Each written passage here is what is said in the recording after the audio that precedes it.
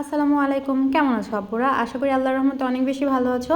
সকালবেলা উঠে কী রান্না করব, এটা হচ্ছে মেয়ে মানুষদের একটা বড় প্যারা। তো আজকে এই প্যারার মধ্যে আমিও পড়ে গেছি। ফ্রিজে দেখি মাছ তো আছে, বাট রান্না করার মতো কোনো শাকসবজি নেই। তারপর বরকে উঠিয়ে পাঠিয়ে দিয়েছিলাম বাজারে, আর এই দেখো বর বেশ তাজা তাজা শাকসবজি নিয়ে এসেছে।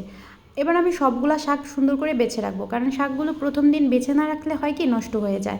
আর লাউ শাকের মধ্যে না আমার ডাঁটা খেতে খুব একটা ভালো লাগে না, তাই হচ্ছে আমি ডাঁটাগুলোকে আলাদা করে বেছে রেখে দিই। তারপর এর মধ্যে একটা আলু অ্যাড করে চিংড়ি মাছ দিয়ে রান্না করলে আমার কাছে খুব বেশি ভালো লাগে। আর আজকে যেহেতু চিকেনটা রান্না করবো না, তাই চিকেনটাও একটা বক্সে ভরে পরিষ্কার করে রেখে দিয়েছি। আজকে রান্না করবো হচ্ছে লাউ শাক দিয়ে ইলিশ মাছ দিয়ে।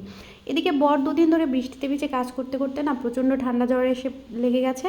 তো তাই আমি বরের জন্য একটু চা করে নিয়েছি, এই তো একটু দুজনেই নাস্তা করে নিলাম। এদিকে দুপুরের খাওয়ার সময় হয়ে গেছে, আর দুপুরের খাবারটাও সেরে নিলাম।